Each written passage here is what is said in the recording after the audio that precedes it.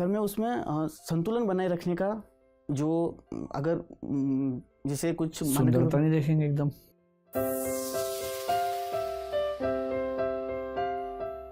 इस कथन को लिया जाता है। आपकी शादी हो गई? No sir. अभी नहीं हुई? तो ये बताओ कि जब आप शादी के लिए देखेंगे अपने वुड बी स्पाउस को, तो कौन सी 5 क्वालिटीज सबसे ऊपर ढूंढेंगे उसमें, और किस क्रम में? नंबर 1 पे क्या, नंबर 2 पे क्या? सर मेरे विचार से मैं एक ही गुण को ढूंढना चाहूँगा, दैट्स इट, इंटेग्रिटी। इंटेग्रिटी।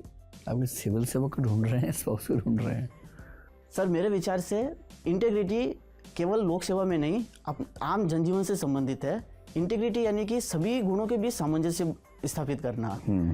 तो मेरी होने वाली पत्नी अगर सभी गुणों में सामंजस्य स्थापित कर सकती है तो वो मेरी लाइफ में और साथ ही जो प्रशासन के कार्य है उनमें न केवल मेरी मदद कर सकती है, बल्कि अगर मैं इस तरफ डाइवर्ट ज़्यादा भी होता हूँ तो भी दोनों के बीच संतुलन बनाए रख सकती है। यानी आप ये मान के चल रहे हैं कि वो बेरोजगार ही होगी, वो खुद सिविल सर्वेंट नहीं होगी?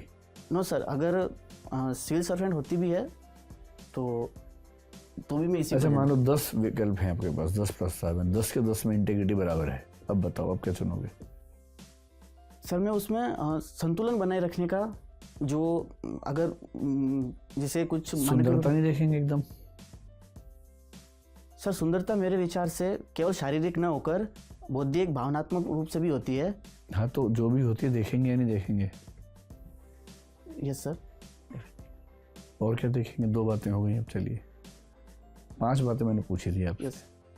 तीसरा सर उसमें अपने परिवार को साथ लेने का गुण, किस प्रकार से वो सभी को साथ लेकर चल सकती है। चौथा अवेयरनेस, वह स्वयं के प्रति या स्वयं के साथ हो सकने वाली कुछ भी अप्रिय घटनाओं के प्रति कितनी अवेयर रह पाती है। और 5वां गुण एडेप्शन एबिलिटी, ताकि वो किसी भी परिस्थिति में स्वयं को ढाल सके। पहले, तीसरे और 5वें में क्या अंतर है? पहले की व्याख्या भी वही की है अपनी, तीसरे की भी, 5वें की भी। मतलब बेसिकली आप चाह रहे हैं ऐसा स्पाउस जो खुद को ढाल सके परिवार के साथ, सिस्टम के साथ, आपके साथ। यस। और आपकी सिविल सेवा के साथ भी। ठीक है, बहुत बढ़िया सुनील, आपसे बात करके बड़ा अच्छा लगा। आप कुछ पूछना चाहेंगे हमसे? No sir. ठीक है, धन्यवाद, जा सकते हैं फिर आप।